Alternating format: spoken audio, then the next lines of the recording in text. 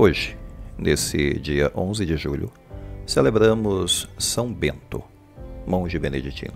Poucas figuras históricas de santos têm exercido tanta influência sobre os destinos da humanidade como São Bento, patriarca do monaquismo ocidental. Bento nasceu em Núrcia, não muito longe de Roma, no ano 480 d.C. Seus pais, de nobre linhagem, o enviaram para a Cidade Eterna, a fim de que se formasse nas ciências liberais, visando uma boa colocação na magistratura. O Império Romano estava esfacelando-se frente à pressão dos invasores bárbaros. O último imperador, Rômulo Augusto, entregou o comando da Itália a Odoacro, rei dos Érulos, no ano 476. O ambiente romano era leviano e frívolo demais para o jovem estudante Bento, que, aspirando a ideais superiores, acabou se esgotando e se desgostando. Retirou-se às montanhas da Úmbria e, imitando o exemplo de outros eremitas, escolheu uma gruta quase inacessível num penhasco chamado Subiaco, a fim de entregar-se à oração, à meditação, à ascese cristã. Outro eremita, de vez em quando, lhe fazia descer em um cesto um pouco de pão, para completar a pouca alimentação. Não existiam ainda na Itália instituições monásticas, ao contrário do Oriente, onde já havia uma tradição a respeito. Os mosteiros fundados por Santo Honorato e São Cassiano, um século antes, na França, eram pouco conhecidos na Itália. Bento sentiu-se inspirado a fazer a sua experiência eremítica e monástica. Ficou 3 anos na solidão daquela gruta. Sua experiência aos poucos contagiou outros jovens desejosos de cultivar os valores espirituais. Entre os primeiros discípulos contam-se São Mauro e São Plácido. A experiência de São Bento foi amadurecendo, com o estudo das regras monásticas de São Pacômio e de São Basílio, procurando assimilar o que havia de melhor e adaptando-o ao espírito romano. Aos 40 anos de idade, não encontrando mais condições de sossego por interferências estranhas, Bento deixa Subiaco rumo para o sul de Roma e constrói o famoso mosteiro de Monte Cassino, considerado o centro propulsor da vida beneditina em todos os tempos.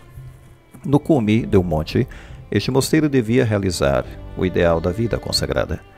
Não em cenóbios, em que o monge vive sozinho, exposto a perigos e ilusões de fixismo religioso, mas em vida comunitária, sob a direção de um mestre espiritual, ou seja, o abade, de onde vem a palavra abbas, igual a pai, abade, pai, no mosteiro autossuficiente. Esse era o ideal de Bento. A expansão que alcançou esta iniciativa monástica foi impressionante. 200 anos mais tarde, a regra beneditina vigorava em toda a Europa, eliminando praticamente todas as demais formas de vida consagrada. Este sucesso não foi casual, mas inerente ao equilíbrio e sensatez da regra, pois o fim da regra de São Bento era formar cristãos perfeitos, seguindo os ensinamentos de Jesus Cristo, mediante a prática dos mandamentos e conselhos evangélicos. Essa perfeição, pensava o santo, era mais fácil de ser atingida na vida comunitária do que na solidão. Nesse sentido, a regra de São Bento marca um claro progresso em relação à regra individual, eremítica e cenobítica. Outro precioso fator era o equilíbrio e a moderação. A regra devia ser possível a todos e adaptável à capacidade de cada um, de modo que os fortes possam desejar mais e os fracos não se sintam desencorajados. Nela há uma dosagem equilibrada entre trabalho manual e o tempo de repouso, de oração e estuda, ou seja, ora et labora, oração e trabalho, era seu lema. Oração transformada em trabalho e trabalho transformado em oração pela fé e obediência. O convívio fraterno completa o equilíbrio psicológico. Os mosteiros beneditinos se tornaram, na Idade Média, centros de civilização integral, faróis de evangelização e ciência, escolas de agricultura. Deram à Igreja inúmeros homens de grande ciência e santidade. Das fileiras beneditinas saíram 23 papas, 5.000 bispos e santos canonizados são cerca de mais de 3.000. A poucos quilômetros de Monte Cassino, Santa Escolástica, irmã de São Bento, adotou a regra para as mulheres, dando origem às monjas beneditinas. São Bento faleceu em Monte Cassino, em 547 d.C., no dia 21 de março, com 67 anos de idade.